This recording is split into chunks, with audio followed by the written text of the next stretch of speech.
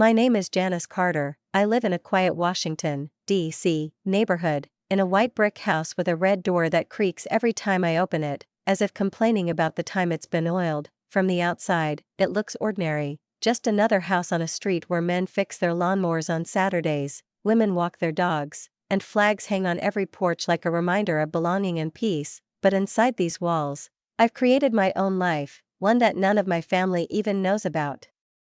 Because if I told them, they'd think I'd lost my mind. The heart of this life beats inside an old laptop sitting on a wooden table by the window. It's scratched and dull, the keys are worn smooth in places, the screen trembles when I move it, but to me, it's alive, as if my own energy flows between its wires. I spent nights sitting by the window, the dark glass reflecting the light of the screen and my silhouette, my fingers moving so fast my thoughts couldn't keep up. That laptop was the beginning of my empire. I never planned anything grand, never strategized, never dreamed of millions. I simply wrote code because it gave me something no one else did, a sense of peace and power over chaos. I loved solving problems that others didn't even notice. While my former classmates posted photos of themselves with glasses of wine and neighbors argued over parking spaces, I sat in silence, staring at the screen, creating systems that could protect people from what they themselves didn't understand. It all started with small things. The owner of a small bakery in New York posted a desperate message on a forum. Someone had hacked her payment system, and she didn't know what to do. I couldn't ignore it. In a few hours, I rewrote her code, patched the vulnerabilities, protected the files, and when she wired me $500, her gratitude sounded as if I'd given her back not her business, but her meaning in life. Then I realized I'd accomplished something important. This feeling, knowing that your hands, your mind, your labor could bring order to someone else's chaos, became a new kind of addiction for me. And soon, my next challenge came. A small hospital in Chicago was hit by ransomware, and their IT department was in a panic. I worked with them for a week, barely sleeping, drinking cold coffee and writing code until my fingers ached. When everything was restored, the hospital board insisted on payment.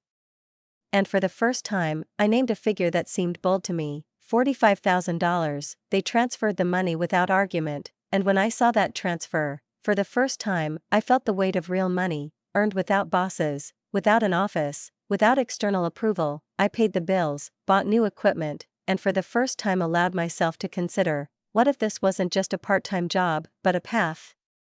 A month later, a representative from the Denver city government wrote to me. Their servers had crashed, their utilities had ground to a halt, and alarming headlines were already flashing in the news. I signed a contract, a quiet one, without my name mentioned, issued to a newly created company with a neutral name. I worked around the clock, barely tearing myself away from the screen, until everything ran like clockwork. When the money arrived in the account, $275,000, I stared at the numbers for a long time, until my heart pounded as if I were that 20-year-old again, dreaming of proving to the world that I was capable of more.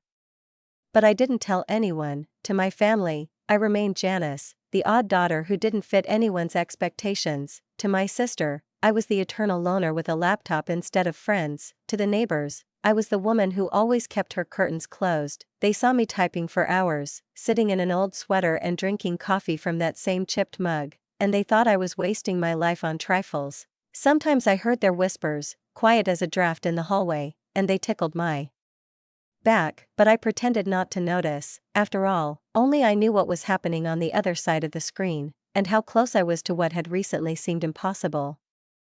My mother sighed as if she were carrying an unbearable burden on her shoulders, and she repeated the same thing over and over again. Janice, it's time you got a real job, with proper management, regular hours, and insurance, she said, with that special note of anxiety that comes from women of her generation, raised in a world where everything had to be structured and explained. My father, on the other hand, didn't plead. He joked, as if the lightness of his words could mask his disappointment.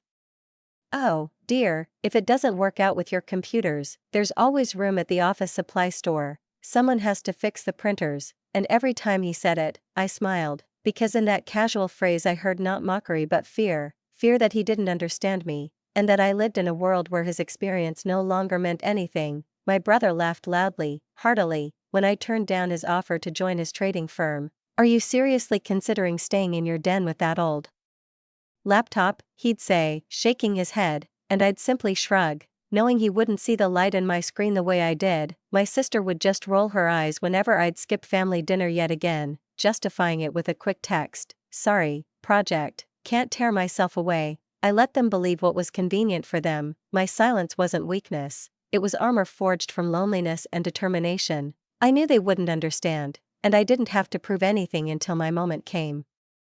Instead of arguing, I focused all my energy on the business I'd been building night after night, step by step, like an engineer constructing a tower in the fog. I created an entire network, trusts, companies, firms that existed only on paper, hidden behind each other like Russian dolls, designed not to deceive, but to protect. I learned to write contracts so that even the most prying eyes couldn't trace the money. I learned how to transfer funds through multiple entities so they would disappear from the radar and continue working for me. And every time I closed a deal, I allowed myself a quiet smile, the one no one saw, because the less my family knew, the safer my world remained. One of my most significant achievements happened in London. I remember that morning. An email arrived at my encrypted address, short, emotionless, but between the lines I could sense the panic. The financial firm was on the brink of disaster, their systems had been hacked, and they needed someone discreet who could fix it all without leaving a trace. I agreed almost immediately. For 6 weeks, I lived between time zones, sleeping 3 hours a night, living on coffee and fatigue. Sometimes I worked from a hotel, sometimes right from the kitchen of my house. When Washington was already asleep and London had barely dawned, we texted each other through the night, short messages like protocol updated or system cleared. When it was all over, £10 million had landed in my account. I remember that moment. The screen flickered, the numbers grew, and the silence in the room became almost sacred. I didn't even tell my family I was flying there, just lied and said I was busy on a local project. To them, I was still Janice, forever immersed in the keys. The money started growing faster than I could have imagined. At first, it was like a trickle, quiet but steady. Then the stream grew stronger, wider, more voluminous, and soon I realized I wasn't just earning money anymore, I was controlling the flow. Contracts came one after another, the sums became incredible, zeros multiplied on the screen, and all this was happening in my modest room behind the red door. I watched the numbers grow, but I didn't let them change me. I still drank coffee from my chipped mug, still listened to the creaking door, still lived in a White House, no different from the neighboring ones. My neighbors thought I was one of them, a quiet woman, world-weary, perhaps a little lonely, and that was perfect. I didn't buy anything extravagant, didn't update my wardrobe, didn't go out to restaurants. After all, it wasn't what was seen from the outside that mattered, but what was happening within these walls, here. In this house, I was no longer just a daughter who had been given up on. I became the architect of a vast, invisible structure that supported entire cities. My code protected hospitals, banks, government agencies, private companies. People relied on my work every day, unaware that their security was being ensured by a woman living on a quiet street with a red door. Sometimes I wondered if my family noticed the changes. Could they detect that I no longer worried about bills, saved every penny for gas, or complained about my old car? But they didn't ask. The old story was enough for them, that I was weird, restless, always at the computer, and I let them keep that image, because I knew that when the truth came out, it wouldn't just surprise them, it would upend everything they thought of me. But for now, I lived quietly. My house knew the truth, these walls heard the click of keys, my laughter when the code finally worked, and the silence as I dove back into the task on which millions depended. My laptop knew the truth, its worn keys were imprinted with the history of an empire built by one woman, alone, at night, and I knew the truth. I was becoming someone they would never have believed I was capable of. It was a quiet spring evening, the kind you only get in Washington. The air smelled of damp earth and cherry blossoms, and outside a soft rain fell, trickling down the glass in thin, silvery streams. I sat at my desk, my laptop humming faintly, like a living thing, tired but docile, and I thought I'd probably finish early and finally allow myself some sleep. But then my inbox chimed with a quick signal, a new request, another email. I usually received dozens of these messages a day, some asking for help, some trying to scam, some simply not understanding what they were getting into. I'd learned to recognize them intuitively, with a glance, almost a breath. But this email was different. The sender's line read, Jonathan Hale, a young congressman I'd already heard of, his website had been hacked, hackers had posted obscene slogans, and all voter donations were being redirected to an unknown destination. There was no panic in his message, only restraint and desperate hope. We need help, urgently.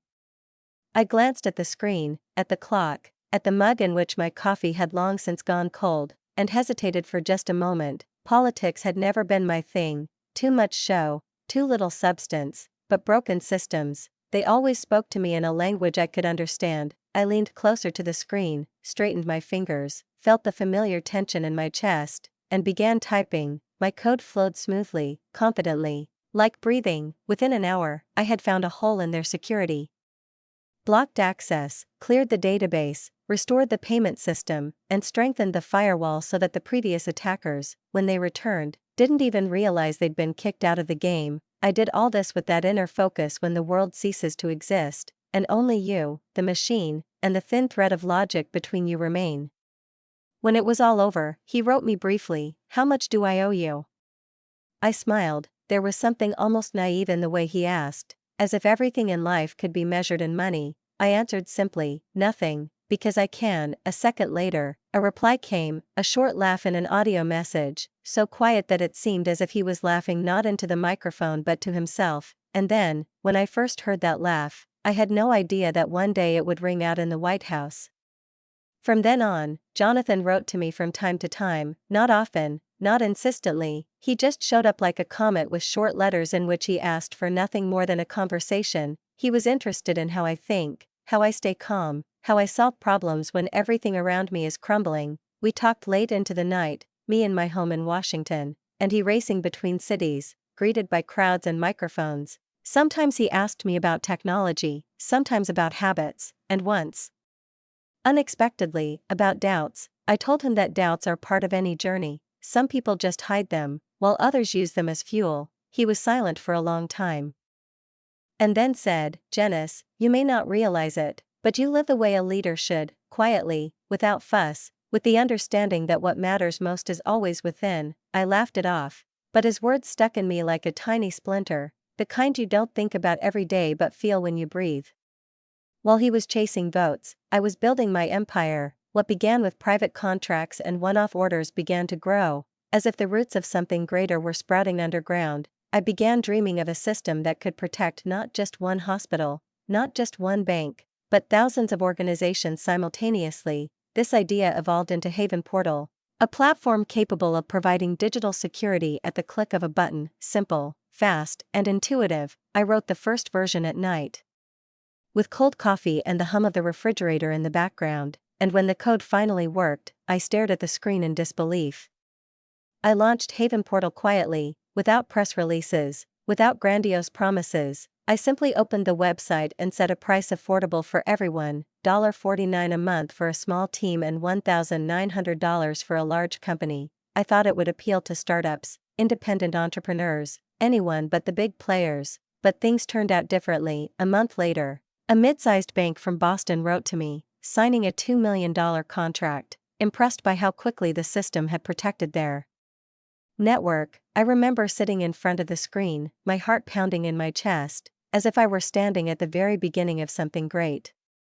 Words spread through the industry like whispers turning into loud conversations: security, reliability, simplicity, 3 words that began to be repeated everywhere. Then someone wrote to me from Texas, a network of private clinics exhausted by constant cyber attacks. For the first time in a long time, I boarded a plane and flew to Austin, not giving my real name, acting under a false one. They thought I was just a consultant. When the contract was signed, $8.5 million for 5 years, I stepped out of the building and for the first time in a long time felt the wind, real, living, saturated with road dust and the smell of heated concrete. When I returned home, to my White House with the red door, I took off my coat, put my laptop on the table, opened a bank account, and simply stared at the numbers. They seemed unreal, but I knew they were real, down to the last cent. That was the moment I realized I'd long since crossed the line where dreams become reality. Then came San Francisco. I'd been found, as often happens in our world, through a chain of chance events, and the offer felt like a temptation, a private group with global connections, promising payment in pounds sterling through their U.S. office. It seemed they simply wanted to see how Haven Portal would hold up under the most aggressive conditions imaginable. I agreed not just for the money, although that was tempting, but also because I wanted to test the system to its limits. These people, without hesitation, transferred $10 million, a sum that was supposed to be the starting point for something big. I just didn't know what that something big would bring. 6 months later, they doubled their investment, and at that moment, I realized Haven Portal was no longer a little secret but something far more significant than I could have imagined. However, the more our platform grew, the more I realized I couldn't handle it alone. While initially it was enough to keep everything under control, analyzing every request, every problem, now, with every new client, with every contract, it became increasingly difficult. I began to think about assembling a team that could share this responsibility with me, to not just support but also develop this project. I looked for people not only based on their technical skills but also on their character, because in our business, there's no place for those who hide their motives. The first to join the team was Maya Brooks, a systems engineer from Boston and someone who, like me, loved solving puzzles, but she did it with such ease that sometimes it seemed she needed neither intelligence nor effort to solve the most complex problems. Then came Elena Rossi, an Italian-American security analyst whose eyes could spot loopholes that others didn't even notice. She was always one step ahead, like a spy who knows where the next attack will come. After her, Ben Foster joined, a quiet, calm programmer from Oregon who, despite his reserve, always found a solution where others were lost. And finally, James Reed, our strategist, possessed not only an analytical mind but also an amazing intuition. He could predict the development of events several steps before they began to unfold. All of them were so different, but together we formed a team that became the mainstay of our company, a core on which to rely. We rented a small office in the Union Market neighborhood of D.C., and every day when I walked there, the city itself seemed to fill me with energy, like a warm breeze. The air was filled with the aroma of freshly baked bread and coffee, and I liked to think that my team and I were becoming part of this city, its pulse, its life. Later, we moved to a larger office in Austin, and there the city's energy seemed to perfectly align with what we were trying to build. But despite all the changes, I always returned to my little house with the red door, the place where my empire began. Here, among the old walls and quiet evenings, I felt at home, even though the figures in my bank accounts had long since become astronomical. Over time, offers from venture capital firms began to arrive. They called, wrote, invited me to dinners at restaurants, promising rapid growth, large teams, international expansion. They offered me money and opportunities, but every time I said no. I didn't need more than I already had. I loved that Haven Portal was mine, that I could hold it in my own hands, without interference, without anyone's approval. I built it not to sell, but to preserve. One early autumn morning, I was sitting in my office, papers scattered across my desk, writing something, when Oliver King, my accountant, walked in. He was the kind of person who was hard to impress, calm, reserved, always in a gray suit, with a leather notebook that he carried everywhere. But that day, his voice was a little different. He approached my desk and, adjusting his glasses, said, "Janice, do you know where you are right now?" I shook my head. For me, numbers were always in flux, contracts, renewals, expansions. I never stopped my life to truly grasp the scale of it all. And then he said slowly, "Your valuation." He said it like a man saying zeros one by one, stone by stone, and those words, those zeros, filled the room like the ringing of a church bell. "Your valuation is $50 billion. I leaned back in my chair and felt the world freeze around me for a moment. The numbers seemed absurd, almost ridiculous, detached from reality, but I looked at the papers, the bank accounts, the contracts signed and sealed, and it was true. This wasn't just success, it was something more. I was extraordinary.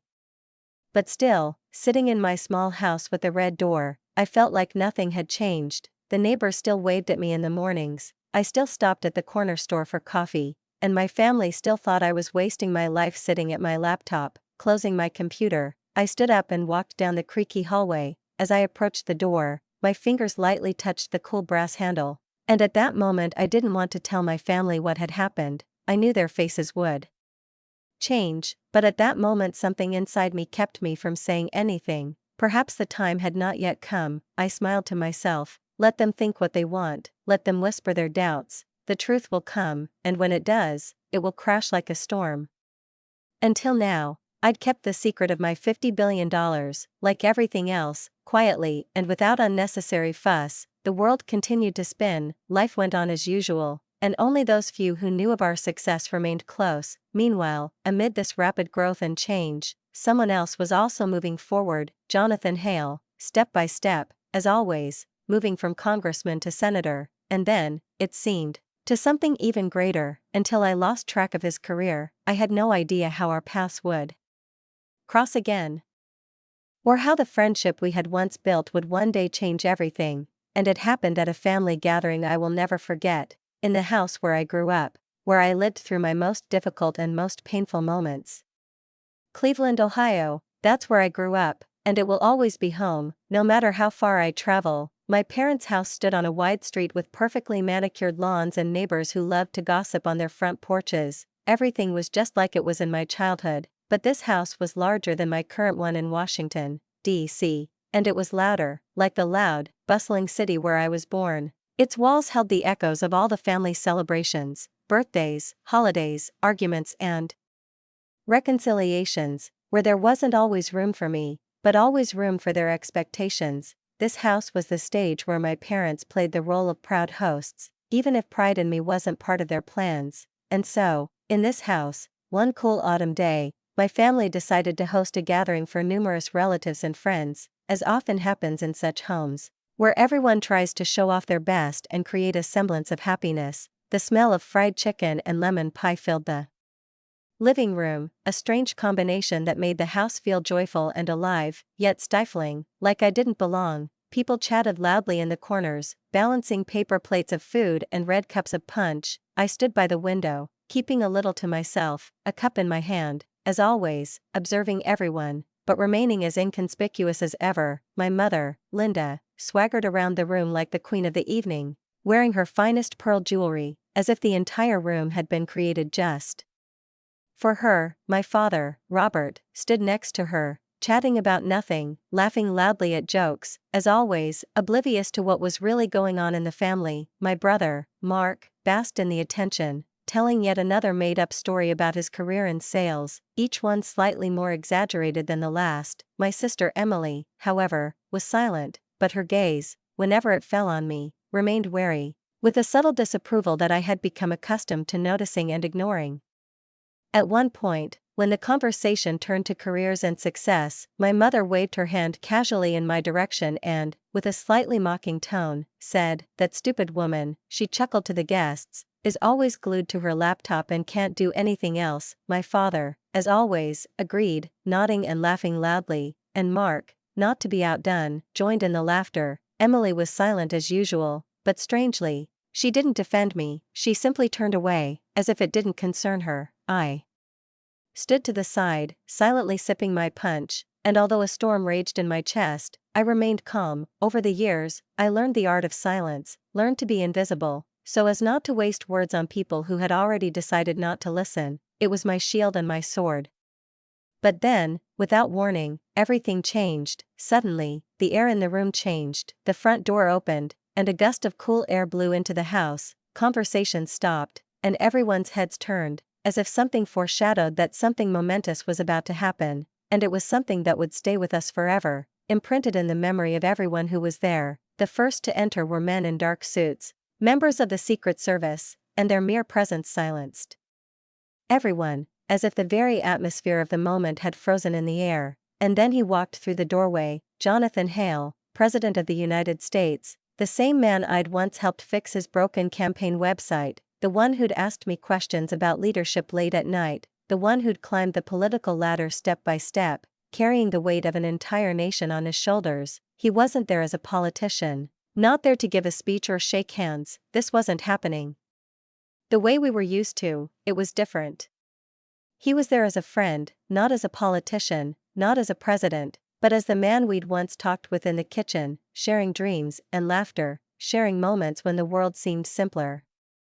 In his hands was a small bouquet of white flowers, carefully tied with a gold ribbon, and a gold envelope, which he held with such respect, as if it were more than just paper. His face was warm, his smile genuine. When he spoke, His voice was even, familiar, almost like a family member, but there was a certain confidence in it that no one else in the room could match, and it silenced everyone.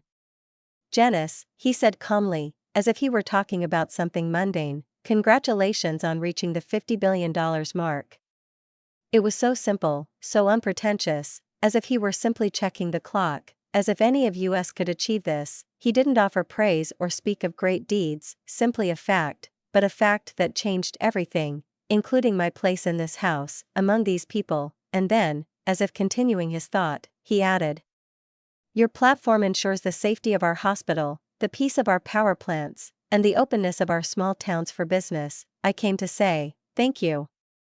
The room, once noisy and crowded, now seemed frozen. My mother, who always led the conversation and ruled this house, couldn't keep her hand from moving, and Her Majesty slumped. My father, as loud and animated as ever, was left with his jaw slack, unsure how to close it. I could see his face suddenly go blank, as if he didn't understand what had just happened. Mark, who had always been so sure of himself, seemed to lose his footing, his confidence vanishing in an instant, like water spilling from a cracked glass. Even Emily, who usually hid her feelings, whispered my name under her breath, as if it were a new, unfamiliar word she'd never spoken before. Jonathan looked at my parents, and his eyes, which I knew so well, filled with that strange yet powerful mixture of respect and intimacy. He knew that speaking the truth in this house was like removing a knife from a wound. He knew he was in a place where nothing could be hidden. "Your daughter has been helping my team long before I took this position," he said. His voice was firm, with a touch of the confidence inherent in a president, but it also carried the intimacy of an old friend with whom he once shared moments when the world seemed simpler. I remembered how long I'd worked for him, how I'd never asked for recognition, how I'd never sought praise or gratitude. It wasn't necessary. I was simply doing my job, and I think that's what he wanted to emphasize. "She never asked for recognition, she never asked me for perfume, she simply did her job, and she did it better than anyone else." I remained silent, feeling no need to add anything, because his words required no confirmation. Everything had been said. Carefully, almost ceremoniously, he handed me the gold envelope. I held it in my hands, feeling my palm grow heavy. Inside was a single sheet of White House letterhead, on which were written 6 simple words, representing my work, the work that keeps America safe. Next to the note was a small, shiny pen engraved with the presidential seal. The weight of this envelope was significantly heavier than all the billions in my bank account. This wasn't money, this was recognition of my worth, a recognition that came from the highest official in the country, one I hadn't sought, but needed. And then, in that moment, holding that envelope in my hands, I realized that for the first time in my life, I no longer needed my family's approval. I didn't need their recognition, I no longer craved their words. I had outgrown it. That moment was liberating. Jonathan looked at me, and his gaze held everything I needed. He reminded me that the world beyond these walls already knew who I was. I didn't need to prove it to anyone in this room. His gaze told me I was free.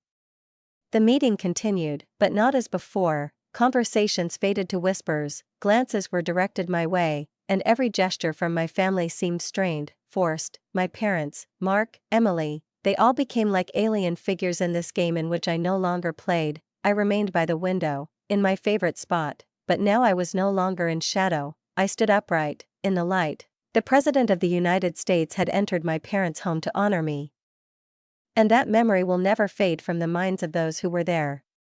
As the evening slowly wore on, the full significance of what was happening dawned on me. It was a turning point, a moment when my family's perception of me opened a crack so vast that no apology could fill it. They might have been shocked, perhaps they were ashamed, but for me, it was liberation. And despite everything I'd left behind, I knew one thing: I no longer needed them, and that was exactly what I'd always feared. The house that had once filled with their laughter was now filled with a silence, heavy and tugging like cotton wool, settling thickly over everything, suppressing every sound, every movement, and perhaps it was a silence of awe, though to me it seemed more ominous than I could have imagined. Was it disbelief? Or fear? I couldn't tell. But I couldn't help but feel every cell of my body fill with a strange sense of release. I placed the cup on the table with such intent, as if this simple act could somehow bring structure to the chaos raging within me. The paper sagged under the weight of the remaining liquid, as if the very memory of all those years wavered, ready to crumble. My mother's eyes were wide, looking at me as if she were seeing not her daughter for the first time, but someone completely alien, and my father's face had grown so pale it seemed he might collapse. He couldn't even hide his confusion. My brother's jaw was still hanging open, words were missing, but his gaze was filled with something I had long ago learned to recognize. It was the look of despair. Emily looked at me, and in her eyes I noticed a strange mixture of awe and regret, as if she finally realized that everything I'd said and done all those years was not an illusion, but a reality she had to face. The air in the room was thick with the words they'd just spoken, as if they were dispelling my long nights of doubt. "Stupid woman," echoed in my head, and the truth President Hale had revealed, something they might not have guessed, but which they all now felt. For years, I'd carried their accusations, their dismissal, their words that never went beyond this house. Those words had become an invisible chain, dragging me back into this world of alienation and discontent. But in that moment as I held the golden envelope, I felt lighter than ever before. I realized I'd outgrown them. I no longer needed their approval. It was liberation.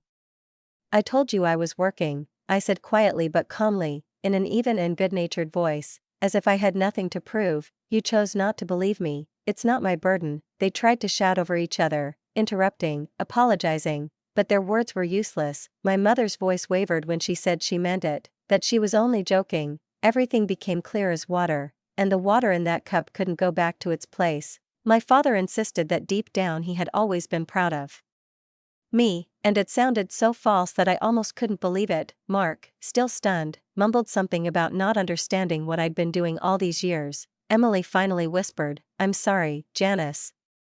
These words, spoken with such effort, as if they were pouring all their sincerity into them, hung in the air like feathers, soft and weightless, without force. Too late to make sense. I heard them, but I didn't feel them. And then the memories came flooding back. My white brick house with the red door, once my refuge, my conviction, my fortress, a mug of coffee that never emptied but always remained full, like those endless nights I spent staring at my old laptop screen, when the world seemed so simple and clear, and only I knew how to move. I remembered my first subscription, sold for $49, and that $1 million transfer that terrified me, but I kept moving despite the fear. I remembered the carefully signed trust documents that hid my empire, its foundation, in plain sight, yet so discreet.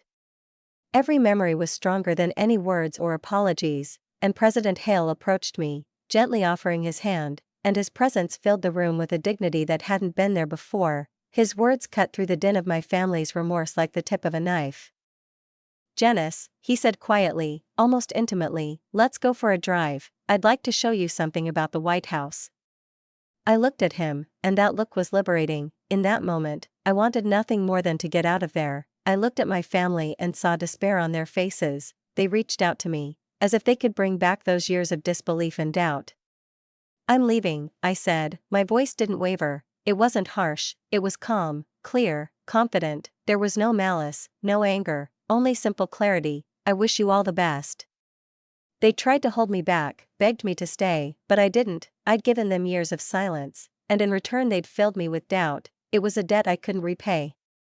I left the living room, Jonathan following behind. We passed the stunned guests, parting like water before a boat, past polished furniture, photographs on the walls, and the lemon-scented sheen of surfaces my mother had so carefully scrubbed for this occasion. We walked down the hallway, and I felt everything in this house growing more and more alien. When I reached the door that had once held me in place, I didn't look back. This time, I was free. The cool evening air enveloped me like new skin as I stepped out the door. The motorcade was already waiting at the curb, the black cars gleamed under the streetlights, and the security guards moved with such precision they seemed part of the night. They opened the door for us, and I slipped inside. Jonathan followed. The leather seats smelled of cedar, and the hum of the engine was the promise of movement, the promise of a new journey. As the car pulled away, I looked out the window at the house. It grew smaller, the red door a small blur, the lights glowing like distant stars, and soon the entire building became just another silhouette in the neighborhood I once called home. I wasn't angry, I didn't even feel triumphant. That wasn't it. All I felt was clarity, a strange, unfamiliar gift that unexpectedly sharpened my perception, lifting the weight of melancholy and the sting of resentment. I suddenly realized that every step, every decision, had led me here, to this moment, and although I wasn't looking for justification or revenge, I no longer felt lost in the world that had once confined me. Returning to Washington became something deeply personal for me, like a homecoming after long wanderings. The white brick house with the red door that had sheltered me all these years, every corner of which held memories of my journey, both before and after. I walked into the house, and everything I felt was familiar: the creaking floorboards, the old but reliable humming refrigerator, the aroma of coffee grounds lingering in the kitchen, like a small, invisible link to the time when I started all this. I sat down at the table, where my trusty laptop waited for me. Like an old friend, as if it knew I would return, no matter how difficult it was, I opened it and immediately typed a short message to my team: "We did it, now let's do more." My fingers found the right keys on their own, and I finally felt calm and confident moving forward. When I opened my accounts, I saw endless rows of numbers that no longer frightened me. $50 billion. It was more than just wealth, it was power, responsibility, boundless opportunity, and while I wasn't looking for fame, I knew I could do something meaningful with it. I thought about the people who once reminded me of them: girls coding at their kitchen tables, women tallying their bills, dreaming of a better future, schools needing new computers, libraries begging for help, scholarships for women striving to make their mark in the tech world. I took the first step. I transferred $150 million to the foundation I'd created in the shadows of my empire, and now it's a reality. The money has gone to schools in Detroit and New Orleans, to supporting public libraries in small Midwestern towns, to scholarships for women in tech. I named it Haven Foundation, after the Haven portal platform that made it all possible, and the moment I made that transfer, I felt something powerful, almost sacred. Money was being transformed into the future, and this wasn't just an act of charity. It was my decision to leave a mark, and the weight of that decision, that sense of responsibility, filled me with a greater pride than any contract I'd ever signed. Despite the magnitude of my achievements, I continued to live my ordinary life. I didn't buy a mansion or a private jet. I didn't start wearing jewelry or driving luxury cars. I continued my evening strolls through the quiet streets of Washington, not really considering that I could live differently. My neighbors often waved at me, and I nodded back, revealing no secrets about who I really was. None of them guessed what a vast empire I carried on my shoulders. Sometimes I thought about Europe, about those clients from London who paid me in pounds, about short trips to close deals, but thoughts of home, of my place, of the people who would one day benefit from everything I had done, always returned. My heart remained here, in America. It was in the hum of my laptop, in the red door of my house, in these people who could find their future through the changes I could make. People often ask me what changed after that day in Cleveland when President Hale walked into my parents' house and shattered every illusion they'd built around me. My answer is simple: inside, nothing changed. I'd always been that woman, a creator, a dreamer, a protector. The rest of the world simply picked me up, and I went along with it. As for my family, I left them behind forever, not out of spite, not out of revenge, but out of necessity. You can't take a storm with you once you've ridden it. You move on, calm and confident, sure of your path. They made their choice when they fired me. I achieved mine when I decided to leave. That evening, when I closed my laptop, looking around my small but cozy home was a turning point. I realized something profound and important. Freedom doesn't come with money. Money helps, of course, but it doesn't bring freedom. Freedom comes with clarity, with understanding who you are, what you've accomplished, and what you can no longer accept. And I, Janice Carter, was free.